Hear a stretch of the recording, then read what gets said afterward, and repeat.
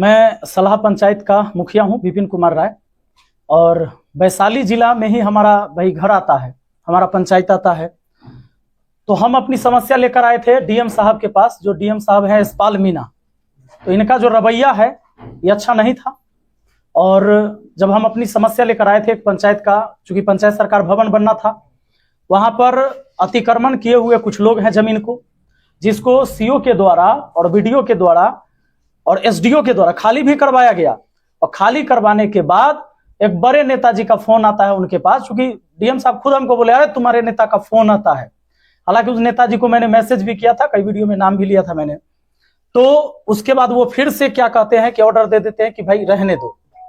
अब दोबारा लोग वहां पर जाके फिर गाड़ देते हैं तिरपाल। पंचायत सरकार भवन का निर्माण का जो कार्य था वो बाधित हो गया, रुक गया। इसी के लिए मैं एक आवेदन लेकर डीएम साहब के पास आया था कि सर वो एक कार्य हो रहा था मेरे पंचायत में, वो क्यों रुक गया। तो डीएम साहब का जो तरीका था हमसे मिलने का, वो तरीका अच्छा नहीं था। जैसे ही हम अंदर प्रवेश किए थे तो पहले तो हम गए तो बोले, प्रणाम सर, भाई कोई अधिकारी है, हम लोग का एक संस्कार में भी बनता है। तो उन्होंने कुछ बोला नहीं। हाँ, कौन हो तुम? उनका शब्द पहला निकलता है, कौन हो तुम? बोले कि सर हम सलाह पंचायत के मुखिया है, विपिन कुमार राय नाम हुआ हमारा। हाँ, क्या बात है?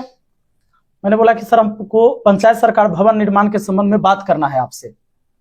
हाँ, क्या बात करना है? अरे तुम कैसा आदमी हो, ऐसा जमीन बताते हो जिसमें लोग विरोध कर देते हैं, वीडियो वायरल हो जाता है। हम कि सर सरकारी जमीन बताया जाएगा ना आपको, सरकारी जमीन में ही पंचायत सरकार भवन बनेगा। और जो एनओसी दिया गया सीओ के द्वारा, उसके बाद ही तो वर्क ऑर्डर पास हुआ। तुरंत वो कहते हैं इसको बाहर निकालो। ये बात बुरा लगा, क्योंकि एक जनप्रतिनिधि हूं मैं, जनता का आवाज हूं। अगर जनता ने मुझे वोट देकर चुना है, इसका मतलब वो अपनी आवाज बनाया है मुझे। फिर उन्होंने दोबारा मुझसे पूछा कि तुम मुखिया है कि तेरी मां मुखिया है? मैंने बोला सर मैं ही मुखिया हूं। तो फिर उसके बाद भी उन्होंने कई सारे शब्द कहे कि तुम नया नया अभी मुखिया बने हो। उन्होंने पूरे बात करते टाइम में 3 बार बोला कि अरे इसको बाहर निकालो। लेकिन मैं सैल्यूट करता हूं उन जवानों को जिन्होंने मुझे, किसी ने जबरदस्ती बाहर नहीं निकाला। और उसके बाद हम उनको बोले कि कम से कम मेरा आवेदन तो ले लीजिए सर, हम लिख के लाए हैं, पढ़ लीजिएगा। कहे कि नहीं लेंगे। उनकी काहे नहीं लीजिएगा? तो नहीं लेंगे। तो फिर हम चले आए, हम बोले कि थैंक यू, धन्यवाद। हालांकि वही आवेदन आज दोबारा मैं लेकर आया था और मैंने लोगों से आह्वान किया था कि भाई आपकी भी अगर समस्या, ये मेरी समस्या थी, अगर वैशाली जिला के किसी भी व्यक्ति का समस्या है तो अपनी अपनी समस्या लेकर पहुंचिए डीएम कार्यालय आज 11 बजे। हजारों लोग आए यहां पर। जब हजारों लोग आए, बहुत सारे पुलिस प्रशासन की व्यवस्था भी थी, अच्छी बात है। मैं भी चाहता था कि कानून की धज्जियां न उड़े, जो सारी चीजें हो वो संवैधानिक तरीके से हो, और व्यवस्थाएं पूरा दुरुस्त था प्रशासन की। वहां पर बहुत सारे लोग पहुंचे, सब अपना अपना आवेदन लेके। हालांकि डीएम साहब गायब हो गए।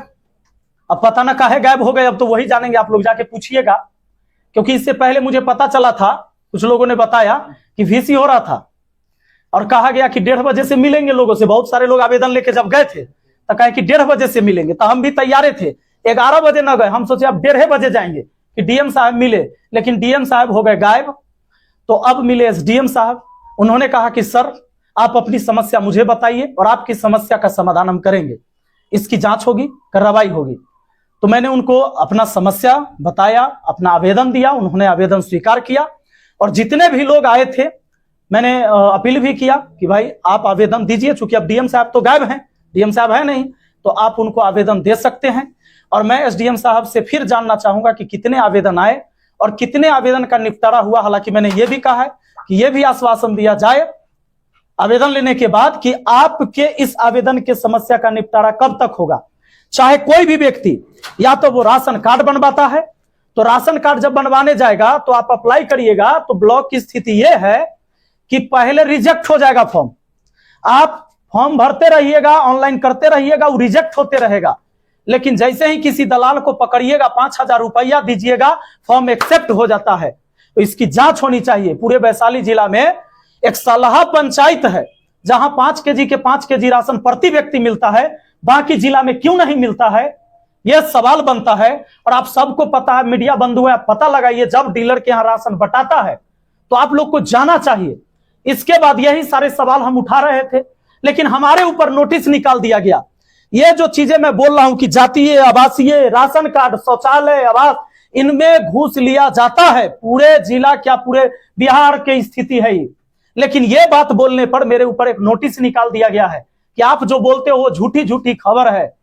तो भाई भले ही आप मेरे ऊपर फरमान जारी कर दीजिए, ये आपके हाथ में है, लेकिन देखने वाला ऊपर विधाता भी है, उससे तो कम से कम डरिए। इस संसार में सर्वे सर्वा ना आप है ना हम है, हर किसी को एक दिन जाना है। मैंने एक दिन प्रेस कॉन्फ्रेंस किया था शमशान घाट से, क्योंकि वो अंतिम सत्य है, लोग वहीं पर पहुंचते हैं अंतिम में।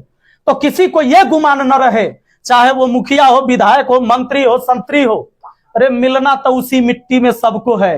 राजा हो या रंक, सभी का अंत एक सा हो। फिर किस बात का गुमान और किस पद का गुमान। लेकिन अगर आप पढ़ लिख कर आए हैं तो आप अपने समाज की उन्नति के लिए आए हैं, इसलिए इस पर कार्य करना चाहिए।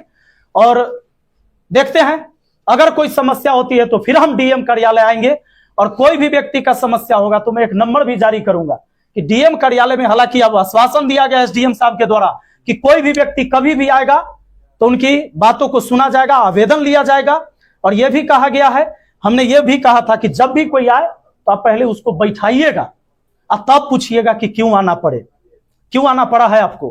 तो बताइए, झूठा झूठा आरोप लगा देगा तो हम लीगल तरीका से न जाएंगे। हम तो पहले कह दिए कि हम बंदूक वाला मुखिया नहीं है, कलम वाला मुखिया है, और संविधान की ताकत है हमको आपको। ये जो सारी स्वतंत्रता बोलने की, ये संविधान के वजह से।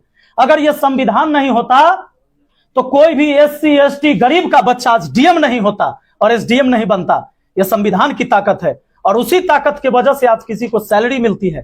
तो हम तो गए थे भाई, हम लीगल तरीके से ही गए थे। खान सर का भी इन्वॉल्व इस मामले में हुआ था भाई, सिर्फ खान सर नहीं, जितने भी शिक्षित और समझदार लोग हैं उन सबका समर्थन था। जो भी समझदार लोग हो, वो पढ़े लिखे हैं या नहीं है, उन्होंने एक अक्षर पढ़ाई नहीं किया हो, उन लोगों का भी समर्थन था। वो भी वहां पर आए थे अपना आवेदन लेके, और ये दिखाने की अगर आप एक आवेदन नहीं एक्सेप्ट करेंगे तो समस्या देख लीजिए। और मैं डीएम साहब को फिर से कहना चाहूंगा कि एक दिन की इतनी समस्या है, अब जरा सोचिए कि अगर इतनी समस्या क्या आप डेली निपटारा करेंगे तभी वैशाली जिला का विकास होगा। आप कहते हैं कि हम इंदौर बना देंगे हाजीपुर को। कुछ दिन पहले आपने डस्टबिन वाला सिस्टम लाया था। अभी लोहिया स्वच्छ मिशन अभियान के तहत हर पंचायत को स्वच्छ बनाना है, और डीएम साहब ने खुद कहा कि हमें इंदौर बनाना है। आप बताइए, ये जो पॉपुलेशन तो बढ़ ही रहा है, छोड़िए पोल्यूशन, जो एयर इंडेक्स क्वालिटी आप देखिए, पटना से बेकार हो गया हाजीपुर का, कैसे आप इंदौर बना दीजिएगा? क्या मॉडल है आपका? इस पर बात करना चाहिए। आवेदन पर कार्रवाई करनी होती तो फिर आगे क्या, तो फिर आगे के बात होगा, फिर जी बड़ा आंदोलन होगा।